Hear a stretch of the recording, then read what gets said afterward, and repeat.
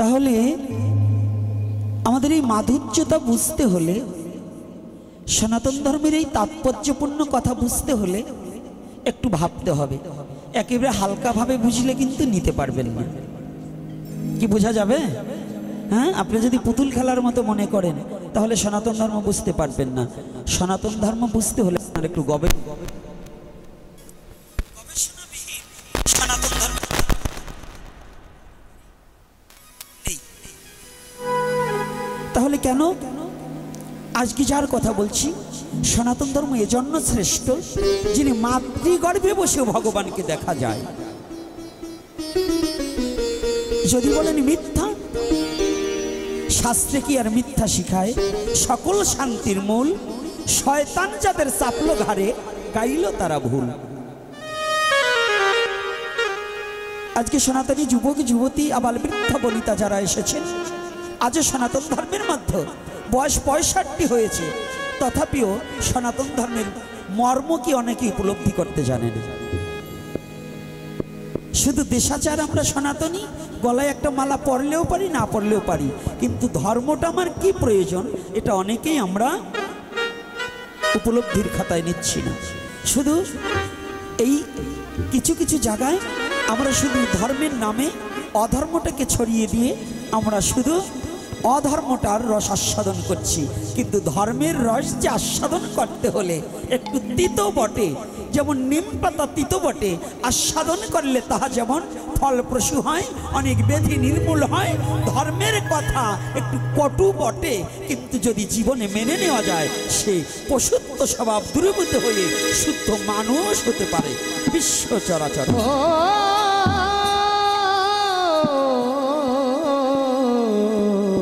ধর্মবিহীন মনুষ্য পশুতুল্য। ধর্মবিহীন মনুষ্য কি? পশুর কোনো ধর্ম নেই। মানুষ যদি সেই মানুষের জন্য ধর্ম, আর এই মানুষ যদি তার ধর্মকে প্রতিপালন না করে, সেও পশুর সমবা। গৌর হরি বল। আমি বলি নাই, আপনারা বলছেন। আমি বললে আবার বকা দেওয়া হয়ে যাবে, আপনারা আবার অনেক রাখবেন, আবার ভাববেন যে গোপীনাথ শুধু বকাবকি করে। ভাগবতে কি বকাবকি আছে? ভাগবতে বকাবকি নেই, কিন্তু পিটানিও আছে। পিটানি আছে না? আয় আছে কিনা? এই সনাতনী জাতি, ভাগবতে মারামারি আছে কিনা বলুন, একজন বলুন। এই যে করতাল বাজাই নিয়ে গ্রুপ আছে না, হরে কৃষ্ণ কইয়ে খালি ভিক্ষা করলো, এই গ্রুপ। ওরা বলে কি, হ্যাঁ, ত্রিনাদপি শুনেছেন তরুরে সহিষ্ণেন অমানেন মানদেন কীর্তনীয় সদা। একেবারে সনাতন ধর্মটাকে তেজ মারিয়ে দিয়েছে ওইগুলো। কারণ কি জানেন? এর একটা নিহিত কারণ আছে, মানে ওনরা দুর্বল। আর এখন বৈষ্ণব হয়তো সবল পার্টি না, ইয়াংকালে বৈষ্ণব হয় না। বৈষ্ণব যত হয় 4-5টা পোলাপান হওয়ার পরে, যখন দাঁত, এখন ছেলে মেয়ে খাবার দেয় না, বৌমা চোখে দেখতে পারে না, এখন একটা গতি আছে, বেগ নিলে পরে ভিক্ষা চাইলে আর অভাব হবে না। এখন ওগুলো তো কারোর সাথে বাদাতে পারবে না, বাদালেও মার খাবে। এই জন্য ওই একটা শ্লোক ধরে রাখছে, সেই শ্লোকটা হচ্ছে ত্রিনাদপি শুনেছেন তরুরে সহিষ্ণুন অমানেন মানেদন কীর্তনীয় সদা হরি। এটাই শুধু সনাতনী শ্লোক না, সনাতনী শ্লোক আরও আছে। যে অর্জুন বললেন আমি যুদ্ধ করব না, ভগবান বললেন যুদ্ধ তোমার করিতে হইবে। রাধে রাধে আছে কিনা? তাহলে যদি এটা বললেন, কোন যুদ্ধ? ধর্মযুদ্ধ, ন্যায় যুদ্ধ, অন্যায় নয়, অপশক্তির বিরুদ্ধে প্রতিবাদ করা, এটাও একটা যুদ্ধ। ভাগবতী কৃষ্ণ নিজে কংসকে, তার মামাকে ধ্বংস করে দিয়েছে। রাধে রাধে। ভগবান হয়েও তার মামাকে পর্যন্ত সার। সে কি ছিল? এই বলবেন কি ছিল? মামা কি অসুর নয়? হ্যাঁ, ধর্মের পক্ষে না অধর্মের পক্ষে? জানেন তো, তার বাবাকে পর্যন্ত ছাড় দেয়নি। কংসের বাবার নাম যেন কি? হ্যাঁ, বাবা। উগ্রসেনকে ছাড় দিয়েছে? দেয়নি। তার শ্বশুরকে পর্যন্ত ছাড় দেয়নি। ও বড়, যিনি তার বাবাকে ছাড় দেয়নি, ভগবান বললেন এই ধর্ম প্রতিষ্ঠা করতে হলে তুমি আমার মামা হলে কি হবে? মামা যদি অসুর হও, তাহলে আমি ভাইনা হয়ে কৃষ্ণ হয়ে এসেছি। তুমি যদি কংস হও, আমি এই জগতের মধ্যে তদ্রূপ বললেন, হে জগৎজীব, তোমার মামা যদি এই কংসের মতো হয়, তুমিও কৃষ্ণকে স্মরণ করে, আমি কৃষ্ণ আমাকে স্মরণ করে শক্তিটা প্রয়োগ করে ওই অশুভ শক্তিকে বিনাশ করে দাও।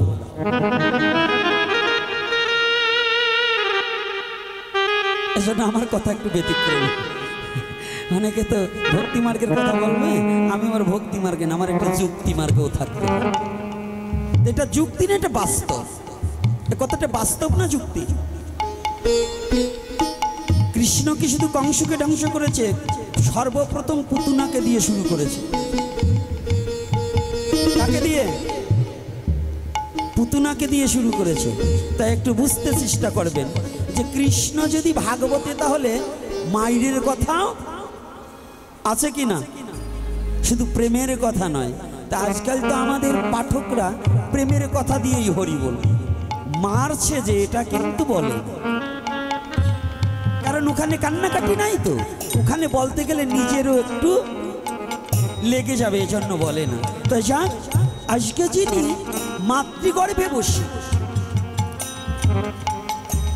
ভগবানকে দেখার মতো সৌভাগ্য কার হয়েছিল, সে আর কেহ নয়, পাণ্ডু কুলদ ভব রাজাদিরাজ মহারাজ, কলির যুগের প্রথম রাজা যিনি, যার আগে কলির যুগে কোনো রাজা ছিল না। এই যুগের প্রথম রাজা, রাজদণ্ড যার হাতে ছিল, তিনি আর কেহ নয়, পাণ্ডু কুলদ ভব রাজাদিরাজ মহারাজ, মহারাজ পরীক্ষিত। আমি প্রণাম জানাই তার শ্রীপাদ পদ্মে।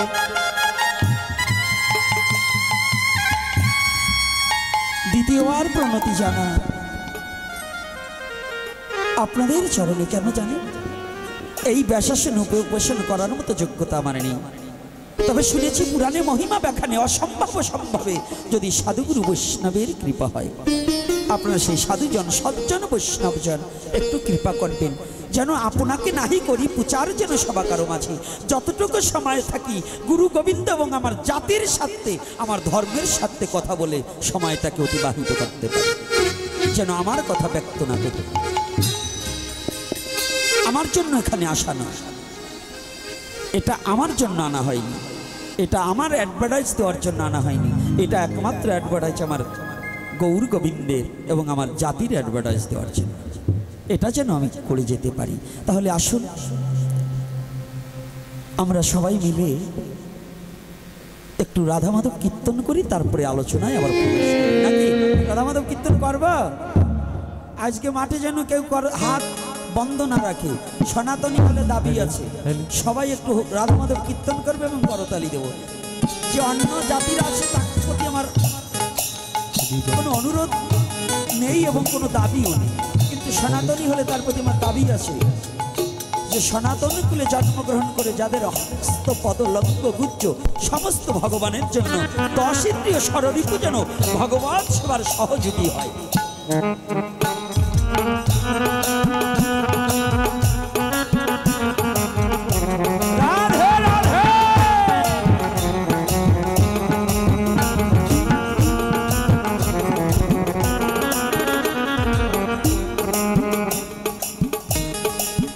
দাঁড়িয়ে কিংবা বসে যে যেখানে যে অবস্থা আছে,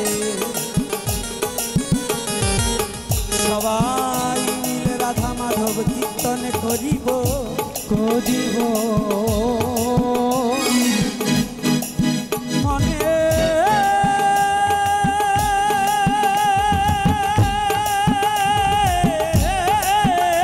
দুয়ারে খুলে দিয়ে খুলে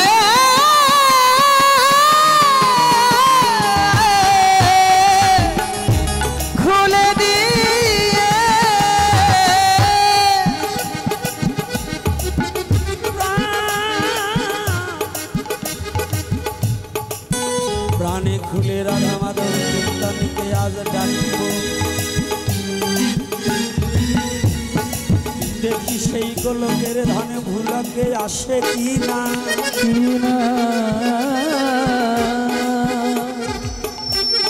সবাই মিলে ডাকলে পরে আমার ভগবান কি আর রইতে পারে? ভক্ত যদি ভগবানকে ডাকে ভগবান আর থাকিতে পারে না।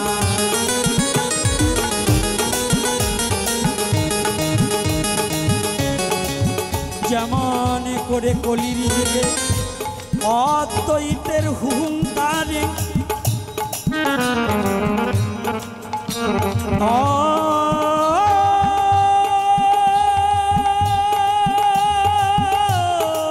অদ্বৈত প্রভুর চোখের জলে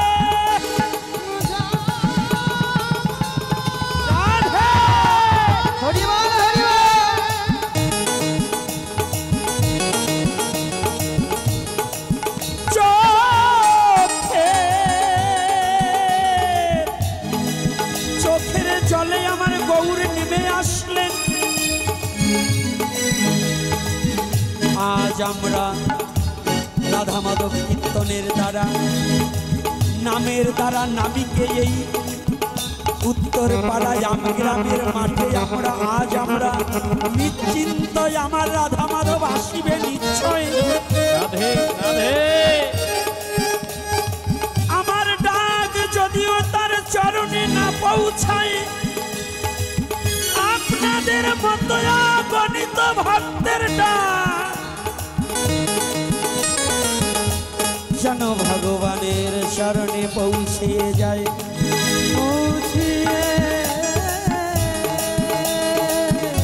বাবা কণ্ঠটা চেপে ধরে কেন?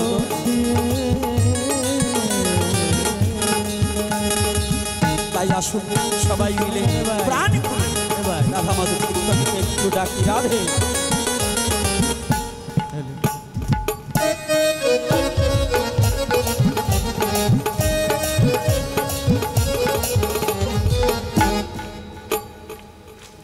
আচ্ছা, এইবার রাধা মাধব কীর্তনে তালে তালে তাল মিলিয়ে করবা সবাই মিলে।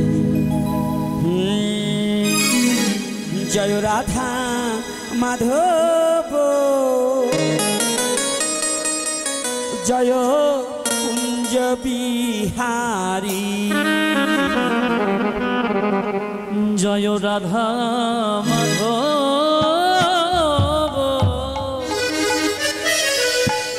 জয় কুঞ্জ বিহারী, জয় গোপী জনবল্লভ রাধে জয় গিরিবরধারী,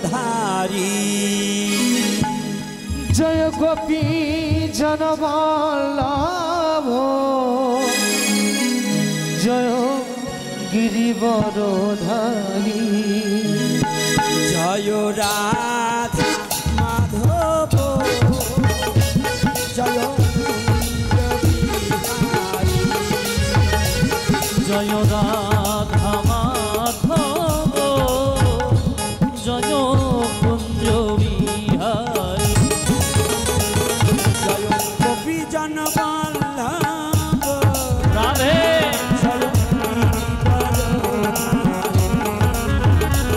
জয় গোপী জনবল্লভ জয় গিরিবরধারী, জয় রাধা মাধব জয় কুঞ্জ বিহারী।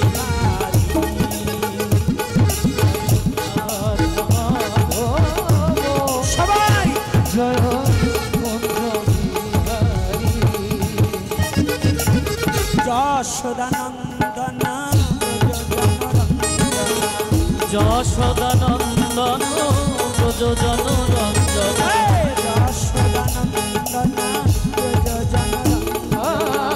যশোদানন্দন রঞ্জন,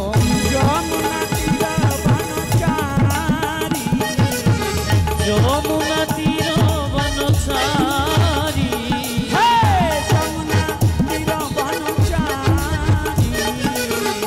যমুনা তীর বনচারী, কুঞ্জ বিহারী,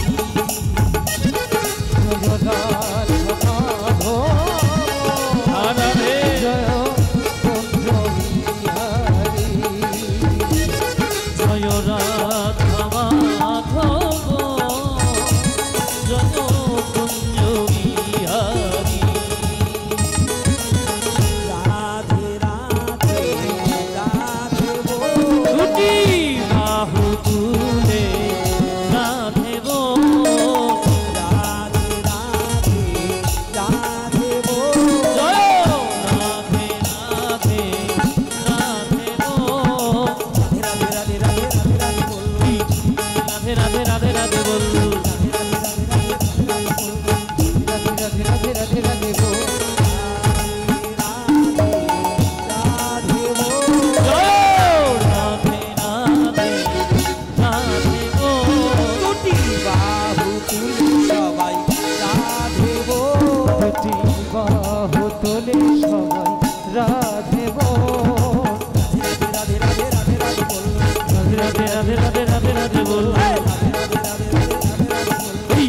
রাধে রাধে রাধে রাধে রাধে বল রাধে রাধে রাধে জয় রাধে রাধে রাধে বল জয় রাধে রাধে রাধে বল জয় রাধে রাধে রাধে বল জয় রাধে জয় রাধে জয় রাধে জয় রাধে জয় রাধে জয় রাধে জয় রাধে জয় রাধে। জয় নিতাই গৌরী বল। ছোট্ট একটা বাবা মালা পরাতে আসছিল, ও খুব কোন বাবাটা যেন মালা পরাতে আসছিল কে, ছোট্ট একটা বাবা। হ্যাঁ তুমি আসো, ওকে একটা মালা দাও, পরাতে আসছে, নাহলে ওর ছোট মানুষ, দাও।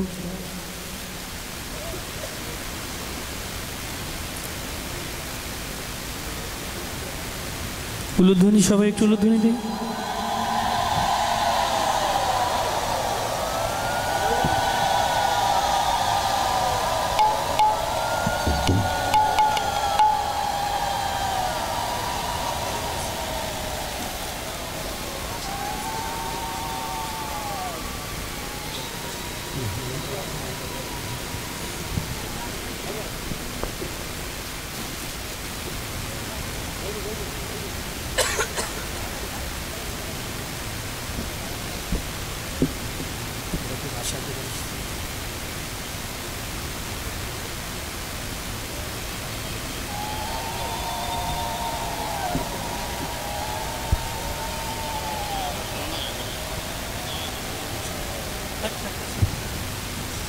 হ্যালো হ্যালো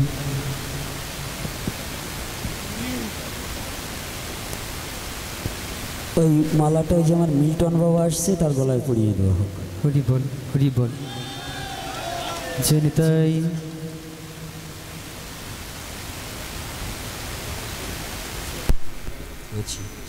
দাও, আমার মিল্টন বাবার গলায় মালাটা পরিয়ে দেওয়া হোক।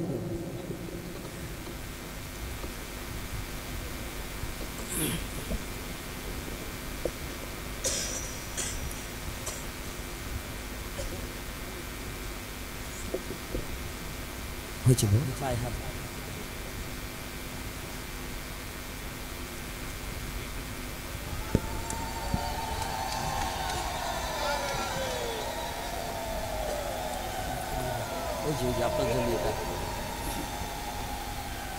আর এই মালাটা আমার সুভাষ বাবার গলায় পরিয়ে দাও।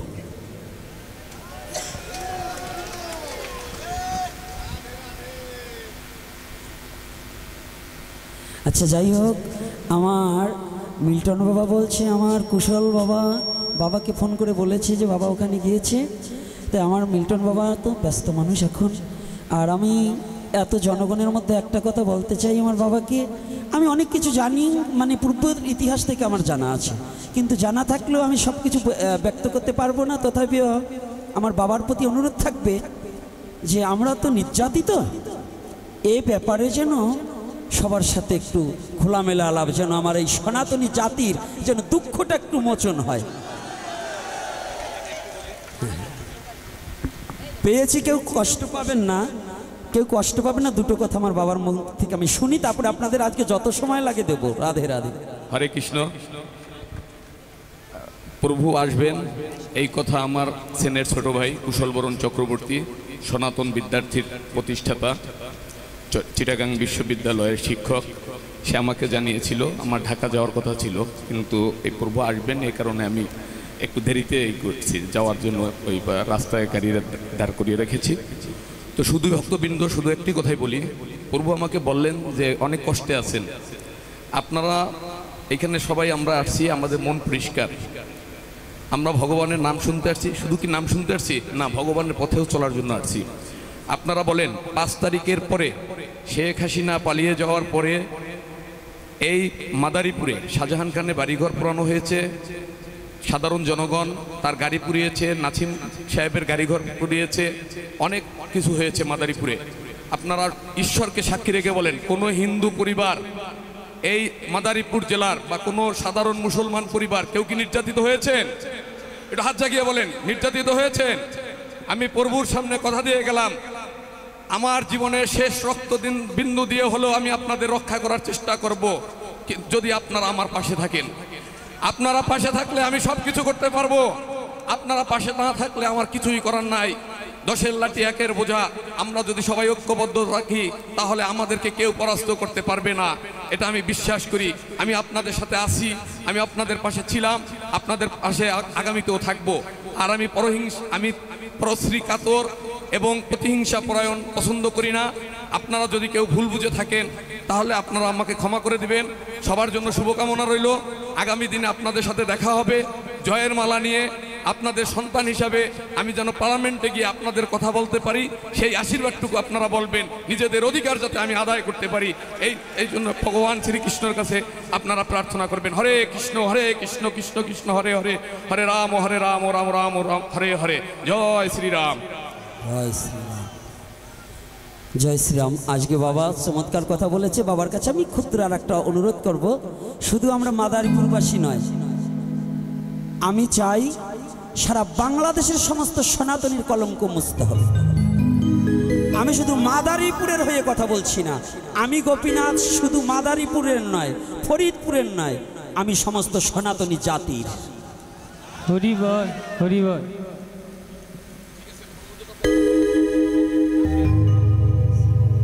হ্যালো, হরি বল। জয় শ্রী রাধে, জয় জয় পরম দয়াল শ্রী গুরু নিতাই গৌর সীতানাথপতি প্রেমানন্দে।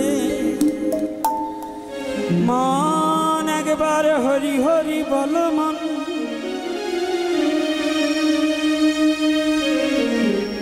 হরি বল, হরি বল। তাহলে আজ কিবোর্ডের হাইটা বাড়াও। আজ পরমপিতা পরমেশ্বর ভগবান শ্রীকৃষ্ণ চৈতন্য মহাপ্রভু, যিনি যুগ ধর্ম পালৌ, যুগ ধর্ম পালৌ, আজ কলিহত জীবের দুঃখ দুর্দশা দূরীভূত করার জন্য, যখন এই কলিহত জীবের দুঃখ বোঝার মতো আপনজন যখন ছিল না,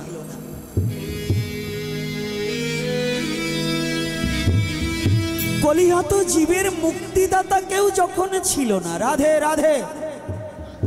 এদিকে লক্ষ্যটা আলোকপাত করতে হবে মায়েদের, আমার দিকে এখন তাকাতে হবে। সামনে থেকে এখন এদিক ওদিক তাকালে কিন্তু আমি কিছু বলবানি, এখন আমার দিকে তাকাও, কথাগুলো ভালো করে শুনতে হবে। ছুটে গেলে কিন্তু আর হবে না। পেয়ে এমন সুযোগ হলে বিয়োগ শাসে কি আর পাবি দিশে? এই সুযোগটা হারিয়ে গেলে আর পাবে না। তো এই জন্য বলছি, আমি একটা ব্যক্তিকে খুঁজছি। গত পাকুল্লাতে যে বাবা আমাকে একটা কোশ্চেন মানে একটা প্রশ্ন করেছিল, একজন সাধু বাবা, আমি সেই সাধু বাবাটাকে আজকে সামনে দেখতে পাচ্ছি না। আমার খুব যন্ত্রণা হচ্ছে, আমি কি তার চরণে অপরাধ করে ফেলছি কিনা। হ্যাঁ, আমার সেই অজিত গোলদার বাবা কি আসছে? যদি এসে থাকেন সামনে আসলে একটু ভালো লাগতো। পাগলটাকে আমার খুব দেখার ইচ্ছা যাচ্ছে।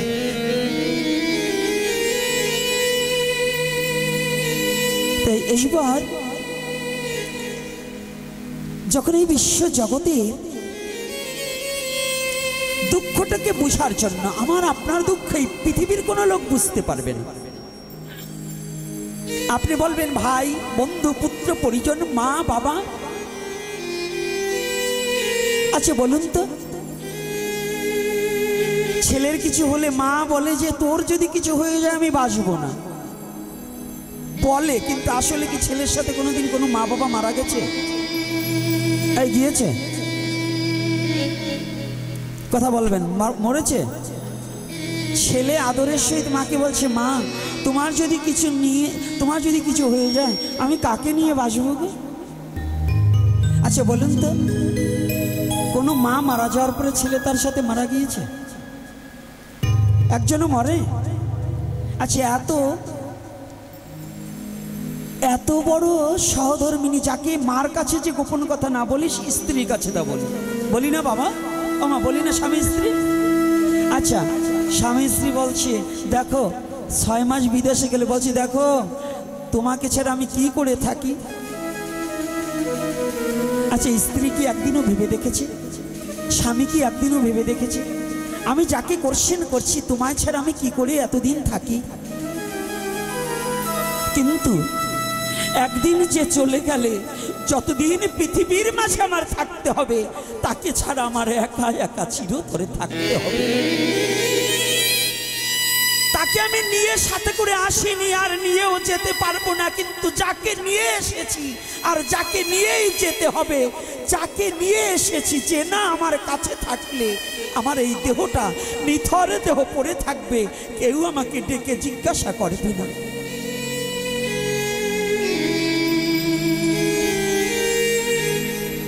কেউ আপনাকে ডেকে জিজ্ঞাসা করবে না।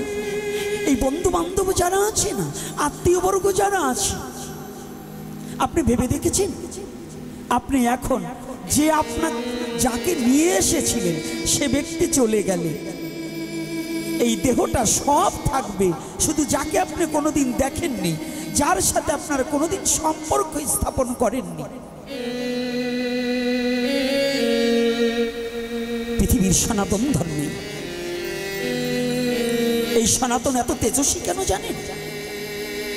আজকে একটা কথাই আমগ্রামের মাঠে বলে যাচ্ছি, দৃঢ় প্রতিজ্ঞাবদ্ধ হয়ে বলে যাচ্ছি, সনাতন ধর্ম না হয়ে যদি অন্য কোনো ধর্ম হতো, সনাতন ধর্মের প্রতি যত নির্যাতন, যত নিপীড়ন, যত অন্যায়, যত অত্যাচার হয়েছে, অন্য কোনো ধর্ম হলে তার নামগন্ধ, তার কোনো অস্তিত্ব থাকতো না। শুধু সনাতন বলে এখনো দাঁড়িয়ে আছে, শুধু সনাতন বলে এখনো দাঁড়িয়ে আছে। এর কারণ কি জানেন?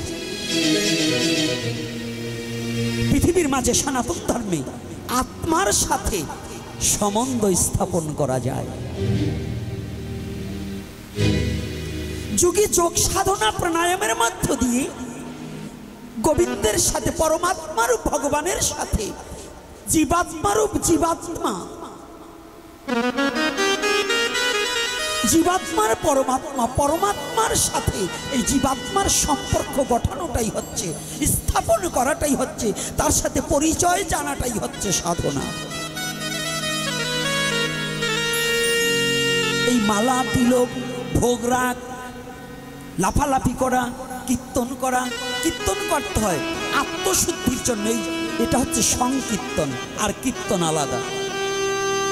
সংকীর্তন আর কীর্তন কিন্তু আলাদা। সংকীর্তন সঙ্গবদ্ধ হয়ে যে কীর্তন করা হয় তাহাকে বলা হয় সংকীর্তন। সঙ্গবদ্ধ মানে অনেক লোক নিয়ে যে কীর্তন করা হয় তাহাকে বলা হয় সংকীর্তন। আর কীর্তন মানে কি? রতন। সেই রতনকে চেনার জন্য, কোন রতন? যে রতন না থাকলে আমার কোনো মূল্য নাই, যে রতন আমার হৃদয়ে মাঝে অবস্থান না করলে আমাকে সবাই লাশ বলে অভিহিত করবে, যে রতন না থাকলে ভয়ে কেউ আমার কাছে যাবে না। সেই রতনকে অনুসন্ধান করার নামই হচ্ছে কীর্তন। যে রতনেরকে সন্ধান করার নামই হচ্ছে কীর্তন। সেটা এই লাফালাফি হুড়োহুড়ি লোক দেখানো নয়, সেটা একমাত্র পরমপিতার উদ্দেশ্যে চর্মচক্ষু বন্ধ করে দিয়ে গুরু গোবিন্দে, সেই গুরুদেবের অনুগত হয়ে সখী অনুগত ভজন করিতে করিতে চর্মচক্ষু বন্ধ করে জ্ঞান নয়নে খুলে দিয়ে শিশুর মতো সরল হয়ে নয়নের জলে বক্ষ প্লাবিত করে ভগবানকে ডাকিতে হয়। এটার নামই হচ্ছে সাধনা, এটার নামই হচ্ছে সাধনা। এই সনাতন ধর্মের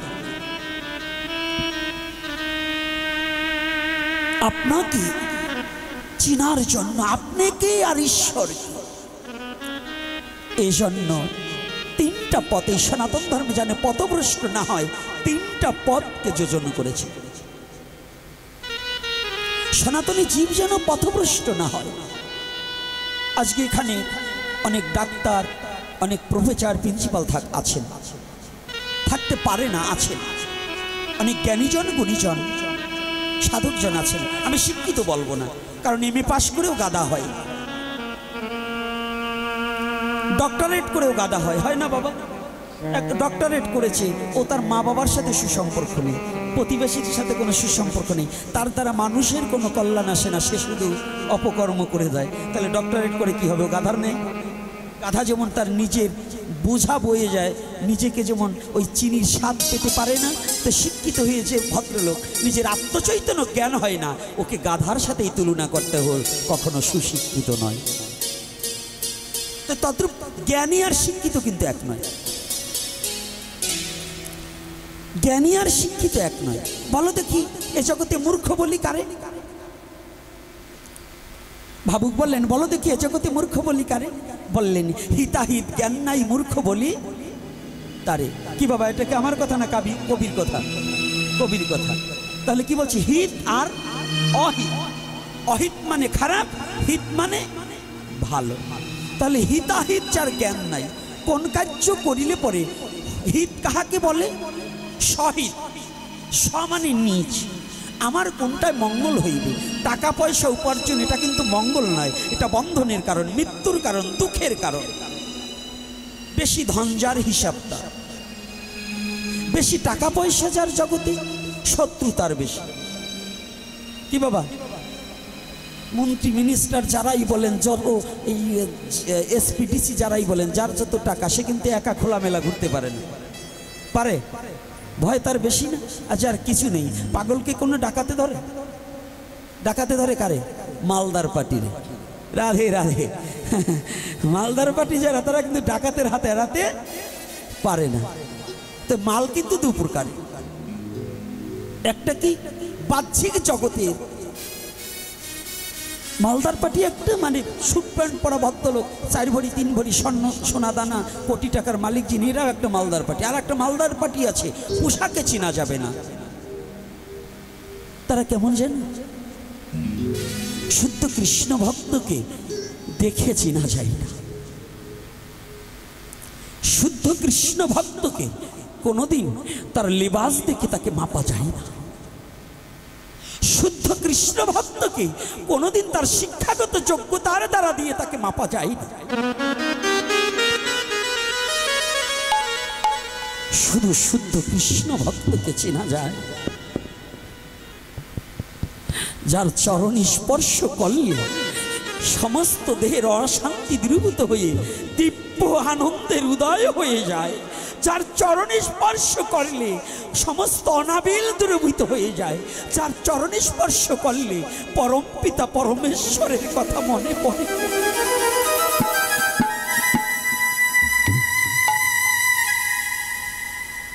যে চরণখানা স্পর্শ করেনি,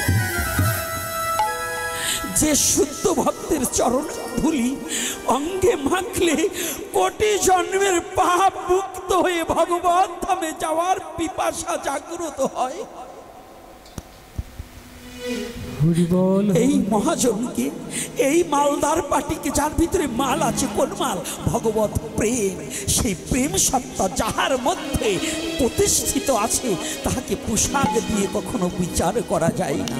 তাকে যোগী পায় না যোগ সাধনে, ব্রহ্মা পায় না ব্রহ্ম জ্ঞানে, ব্রহ্মা পর্যন্ত ব্রহ্ম জ্ঞান দ্বারা শুদ্ধ কৃষ্ণ ভক্তকে কোনোদিন বিবেচনা করতে পারে না। ব্রহ্মা পর্যন্ত পারে না, ব্রহ্মাও পরাভূত।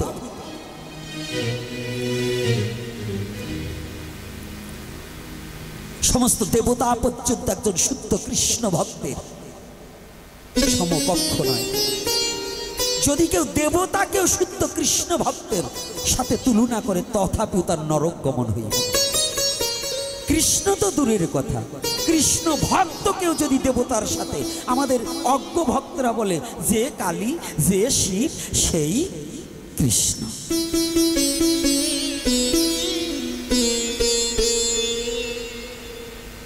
এগুলো হচ্ছে স্বল্পবুদ্ধি সমাপন্ন ব্যক্তির কথা। ওরা ভজনবিহীন, ওরা কোনো ভজন করে না, শুধু মুখ বোলা টিয়া পাখি। আর যারা এই 3টি পদ, কি পদ?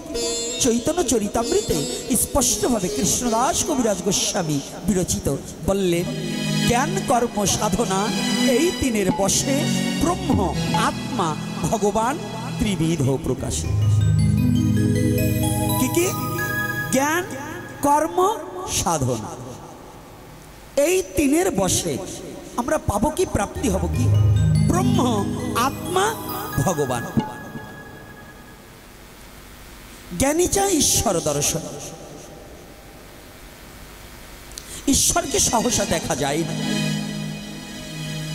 ঈশ্বর কথাটা যখন মুখে উচ্চারণ হবে তখন তিনি নিরাকার। আর এই ঈশ্বর যখন, যুগী চায় আত্মদর্শন, এই ঈশ্বরই পরমাত্মা রূপে যখন হৃদয়ে পুরে বসবাস করছেন, যুগী তার যোগ সাধনার মধ্য দিয়ে ওই জীবাত্মা পরমাত্মার যখন মিলন ঘটায় দ্বিদলে, তখন যুগী যোগ পূর্ণ হয়ে যায়। তখন ওই যুগী রাধা গোবিন্দ যুগল মূরতি দর্শন করে আপন হিয়ায়। হরি বল, ও হরি বল। আর এইবার ভগবান, ভগবান সাকার, নিরাকার বস্তুকে সাকার করে। এটা ভক্তের বড় কঠিনতম ব্যাপার। নিরাকার বস্তু, সনাতন ধর্মের ঈশ্বর সাকার না নিরাকার? নিরাকার নয়? সেই নিরাকার বস্তুকে সাকারে রূপ করা এটা বড় কঠিন। সাধারণ জলকে যদি বরফ করতে হয় তাহলে একটা মেশিনের প্রয়োজন। কি বাবা, মেশিন ছাড়া জল কি বরফ হবে? আর একটা ভাবে হয়, কঠিন তাপে বাষ্প হয়ে বাতাসের সাহায্যে যখন পাহাড়ের গায়ে অবস্থান করে, তখন ওই তরল জল বায়ুবীয় হয়ে ওখানে গিয়ে কঠিন রূপ ধারণ করে কি না? যারা সায়েন্স নিয়ে লেখাপড়া করেছেন, জলের তিনটি অবস্থা, কঠিন, তরল, বায়ুবীয়। তা আমার সনাতন ধর্মে তিন অবস্থায় ঈশ্বরের ভজন করা যায়।